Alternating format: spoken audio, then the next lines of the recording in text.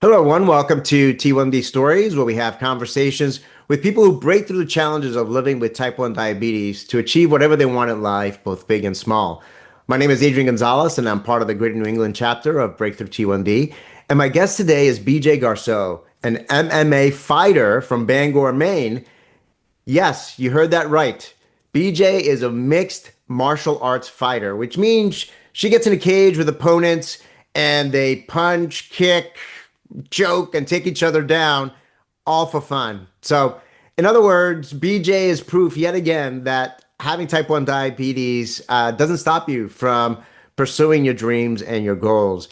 BJ has lived with type 1 diabetes now for over 30 years. It hasn't always been easy, as we'll get into in just a bit here. But thanks to her fighting spirit, BJ continuously comes up on top as she focuses to change the world through nutrition, movement, and community. And with that, BJ, welcome to T1D Stories. Oh my goodness. Well, thank you for such an amazing introduction. First of all, that was great, and I'm so honored to be here because I've been donating to Breakthrough T1D. Actually, my very first MMA fight, I donated all of my merchandise sales, my ticket sales, and everything like that to Breakthrough. Wow, And that that's is what led me to where I am today because I just didn't realize I was the first one doing this kind of thing. wow, that is awesome. Truly an inspiration. And the first time we spoke, kind of when we had our introductory call, I think you were heading out. I think it was to Colorado to do some kind, for an MMA tournament of some sort. And just like I am with my daughter when she plays rugby, I was kind of afraid that when you got on camera today, you're gonna have like a big black eye or puffed up lips. But you look great, so that trip must have gone well. Well, actually, in Colorado, I was teaching on a sports panel. There's a great camp for adult T1Ds called Connected in Motion. And that actually was the first time I ever, back in 2016, after my first MMA fight, I didn't have any T1D friends. I had just got on an insulin pump. I knew nothing about it. My endo, like many endos, had very limited time. And then I saw on social media there was an adult type 1 diabetes camp coming to Maine. And I was like, oh, I need to get involved in this. So actually, in Colorado, I was on a sports panel with NBA player Gary Forbes, the Wow. first type 1 diabetic African American to play in the NBA. And I was teaching, so I do a lot of T1D teachings and things like that. And I actually retired from MMA a few years ago, but I still practice and I teach and I help others. And I do have a couple T1Ds now training with me, like kids, 10-year-old kids. That's awesome. And now they're training after hearing my story, and it's incredible. It's incredible. So yes, this face, I mean, you take it for what it is. I'm actually training for a marathon right now. So I'm trying to be extra gentle for all those cheesy photos when you're running. That's I right. love it because when you first start a 26-mile race, you're like super happy, like when you start it. And then there's photos, like as you're about to get to the finish line, you're just like, That's right. Well, everyone hits the inevitable wall around mile 20 or so, and you have to, kind of grind through those last few miles. Well, that's awesome. Well, I'm sure we'll get into some of this as well, but let's begin with, like we always do on the program, with the beginning of your, T1D story. So when did you get diagnosed with type 1 diabetes? I mean, what were some of the symptoms that you were having? I mean, what do you remember about that day, if anything? so. And it's a little bit of a long story, and I have changed my lifestyle a lot in a way. So, just a little backstory about me. I come from a very, very, very small community in northern Maine, and we did not have Google or any education or anything like that. I did, however, have two type 2 grandmothers. So, neither here nor there. So, one thing about me is I've always been sick. When I was 4 months old, I had spinal meningitis, which almost claimed my life. I actually lost half of my hearing due to it, so I can only hear on my left side. And I was in the NICU for about 45 days, and then I developed asthma. And my parents were both 2 pack a day smokers. They smoked, it was the 80s. Yeah. So they smoked inside. There's like pictures of my mom holding me smoking. And then I was going to the doctors because of my hearing, because of my asthma since I was a kid. I used to actually carry a nebulizer, like a lunchbox, to school. So, anyways, point being is I was sick. I was kind of always a sick kid. And then in fourth grade, I quote unquote died, if you will. I had an asthma attack so severe that I had to get CPR on me. And we were so far up north, and I was in the fourth grade. And they had to do CPR on me until the ambulance came, which took about a half hour because we were so far up north. Wow. So anyways, point being was my family, my parents, they were never overly involved, but they always knew I was sick. And then sixth grade, it was 95. And I had been sick for about a while. Like I had an UTI at the age of 11. I was I was about 5 feet tall, 60 something pounds. I was wetting the bed at sleepovers, so I stopped going to sleepovers, and my parents ignored it. And then I was at a holiday with my cousin who is at the University of Maine for his master's in nutrition. And it must have just been the universe working universal powers because I've survived all these other traumatic events from meningitis to asthma that my cousin took one look at me, saw the amount of soda because it was the 90s. So, like, we drank Mountain Dew like it was going out of style. My cousin took one look at me because he hadn't seen me and it might have even been just like a month or so. And I had lost so much weight. I was getting up to go pee. And then I was so dehydrated, my fingertips were cracking. And I played basketball and stuff. And when I would catch the basketball, my fingertips would bleed on the ball. Wow. And then my hair started falling out. So my cousin saw me in a very distressed situation. And my parents saw me, but my parents didn't do anything. My cousin pulled my mom aside because he's older, and was like, I think BJ has diabetes. And my mom got mad at him because I wasn't fat. I wasn't overweight. I didn't look like my grandmother, who was incredibly unhealthy. And my mom was like, okay. So waited a couple days. Then we went to my type 2 grandmother's house and we did a finger prick.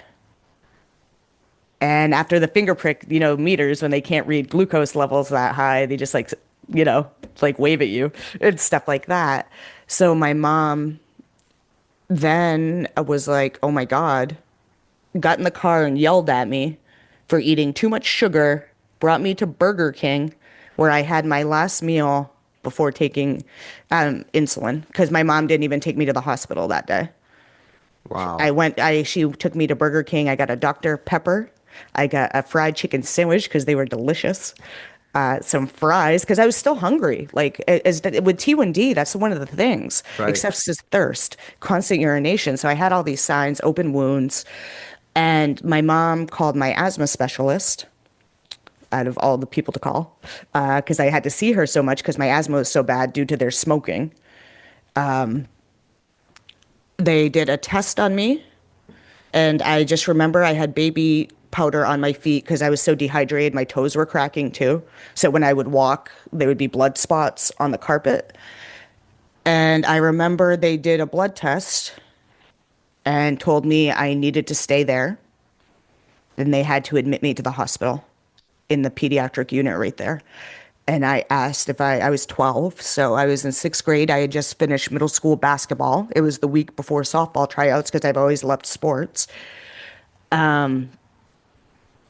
I asked if I could go home and see my dog. I have two older brothers. I asked if I could, because, this was scary for a kid. Absolutely. You Yeah. just hear you're going to get, and they told me I couldn't go home. Wow. Well, BJ, I mean, I think first of all, so sorry you went through that whole, experience. I mean, I know it's obviously it's very emotional, even just to kind of recall all of that. So thank you Mhm.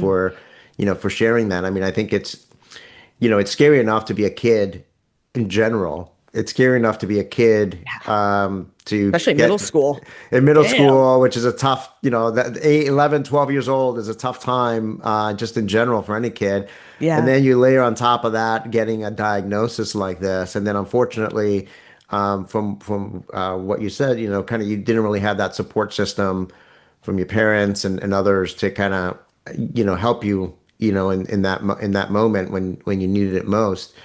But obviously, fortunately, you were able, your cousin was able to see that something was not right with you, and that set the ball rolling, and finally getting you the help that you needed. Yeah. Um, you know, you shared with me when we first talked that for several years after you got diagnosed, you didn't exactly lead, a healthy lifestyle. I mean, you were dealing with, substance abuse issues, weight gain, and other things.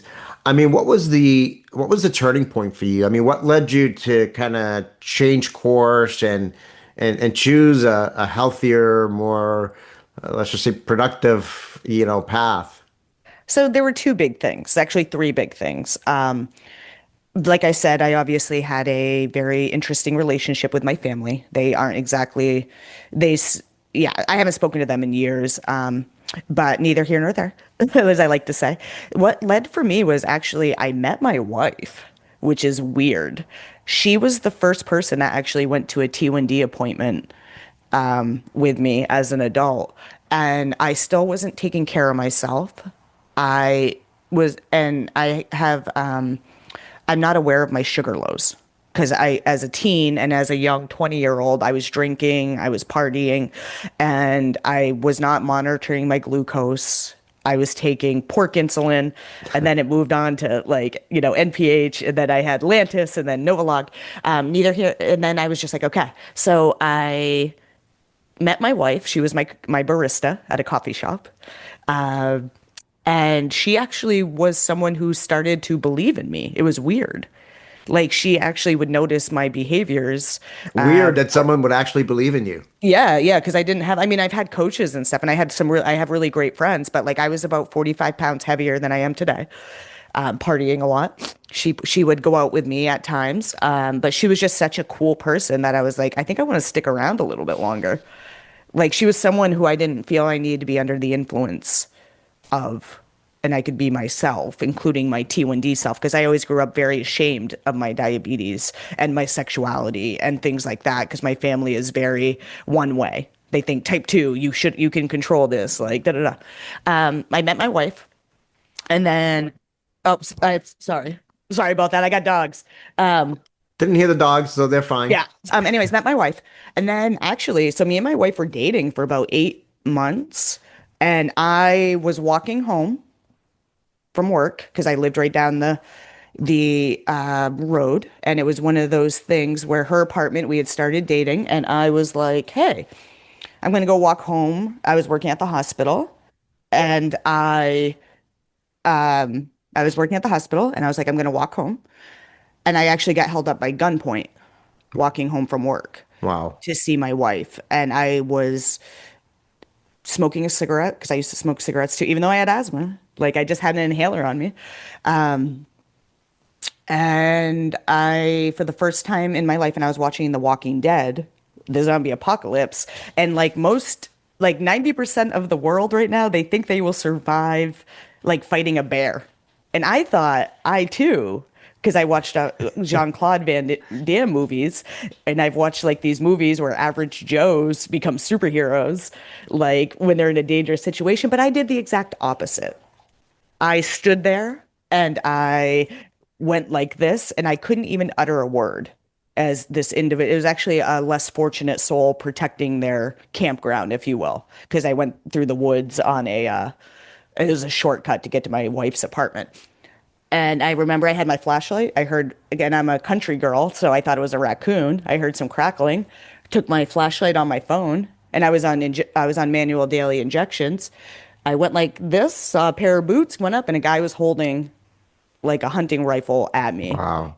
And I just stood there, not reacting the way I thought I was going to react. Like I thought I was going to be able to kick, like, and I had never done a thing of MMA. I was, like I said, almost like anywhere from 30, 45 pounds heavier than I am today, drinking every day. And I went, and he just stared at me. So and I stood there for a second, and I was like, there's nothing I can do. We just stared at each other, and I turned around and I ran away, but I was out of breath within like 20 yards. Like I literally was like, oh my God, I hope he's not behind me. I was like, and it was one of those things I quickly realized is I would not survive in the zombie apocalypse. which is weird because, like I said, I was obsessed with The Walking Dead, and in the comic, they actually have a T1D, in like one little brief thing on the show, who's like trying to get their insulin across, and I was like, oh my God, I am useless. I am useless. Seeing red does nothing. So that was a big change for me too, was like meeting my wife, wanting a reason to live, and then going to see my wife, and then getting held up by gunpoint. And then after that, I found out, because there were some fighters that used to come down to my wife's coffee shop where she worked and hit on her. And then she was like, babe, you should check out this MMA gym up the road, especially after what happened. And I was like, okay. And I had just got on a Medtronic 570 with the Guardian sensors, which, but anyways, and I didn't even know CGMs and insulin pumps existed. And I was 18 years into T1D, but I Wow. was just getting my insulin through my PCP. Like I didn't even see a diabetes specialist for years, for years.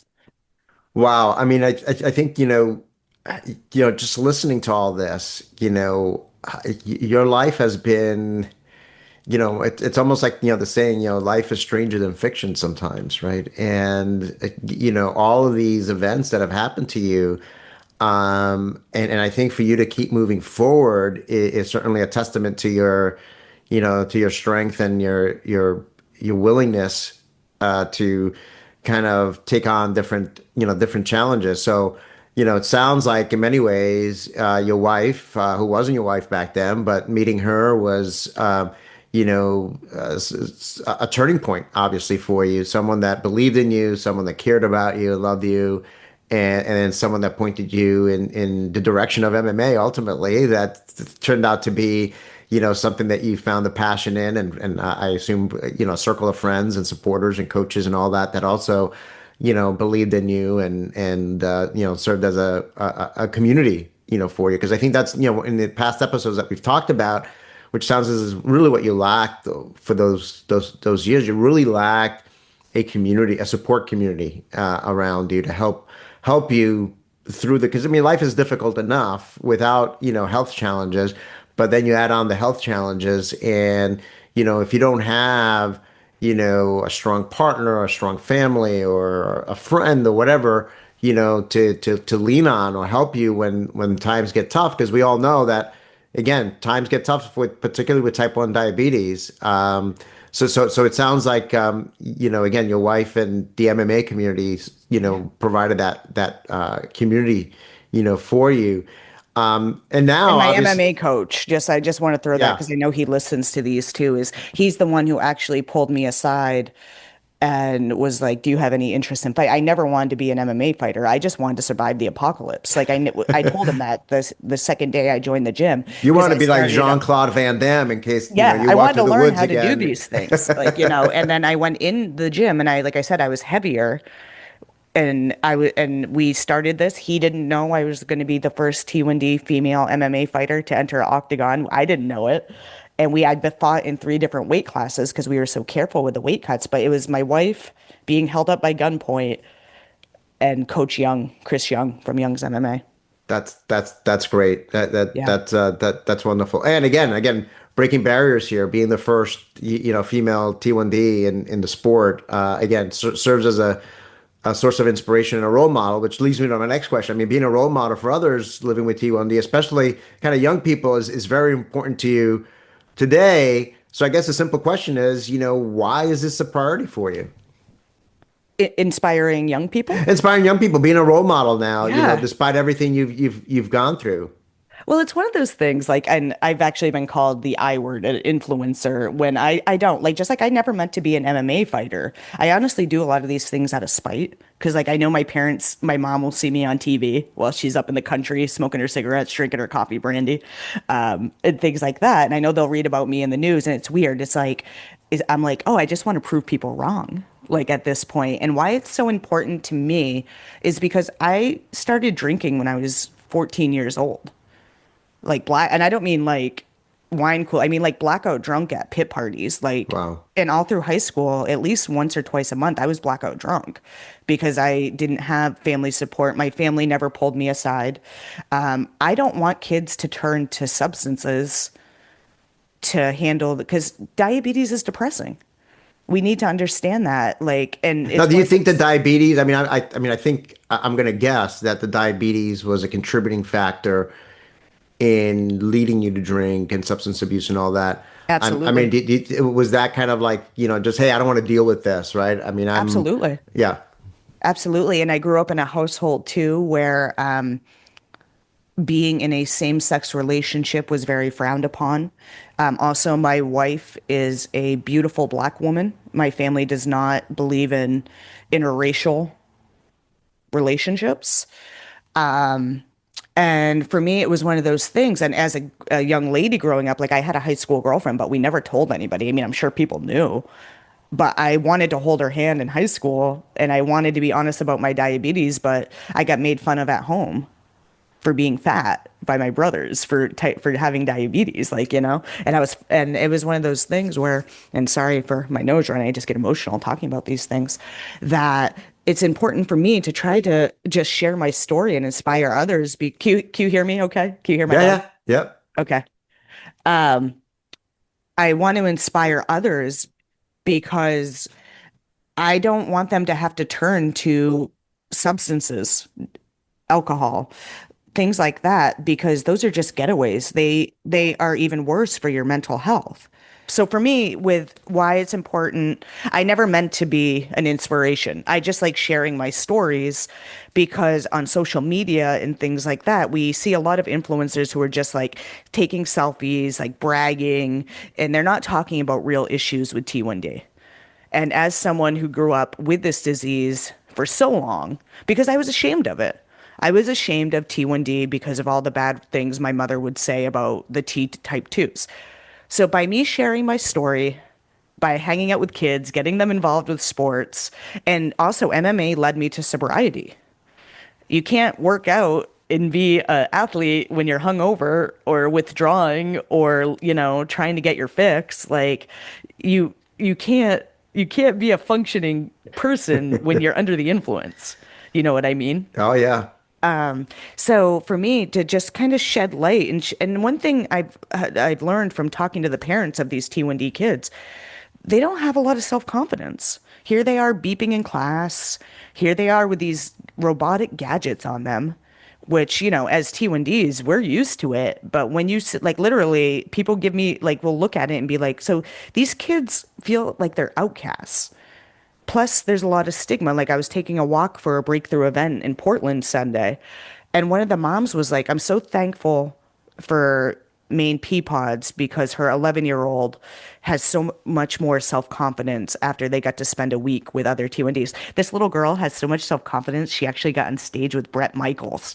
Wow, that's Yeah, awesome. we did a big event at a concert venue on there. And it's just showing what community, which is never written in treatment plans, is so important for mental health, physical health, and things like that. And like I said, the first time I ever went to a type 1 diabetes camp with Connected Emotion, I it changed my life.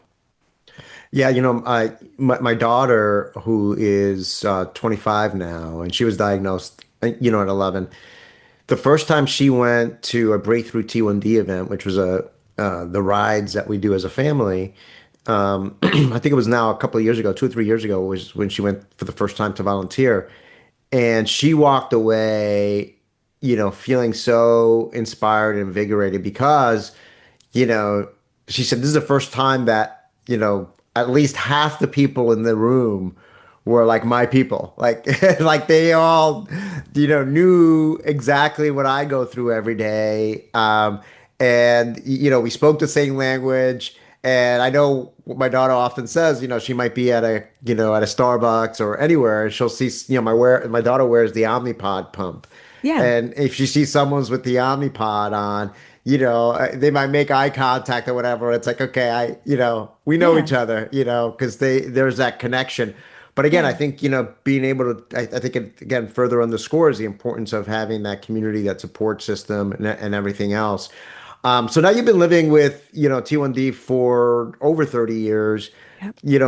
which is a long time, yet you're still young. So, God Yeah. willing, you'll have many more years to go. But Yes. any words of wisdom or things you've learned over the years that you want to share with others?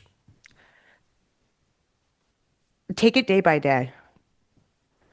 It's one of those things that I'm working on. I worked with an amazing organization called Blue Circle Health, and they provided me with 6 months free of mental health counseling and endo just to help regulate it because my endo is so busy. Best advice I can get, find others with T1D, get involved with the community. And the one thing and it sounds a lot like recovery for if anyone's familiar with the 12 steps.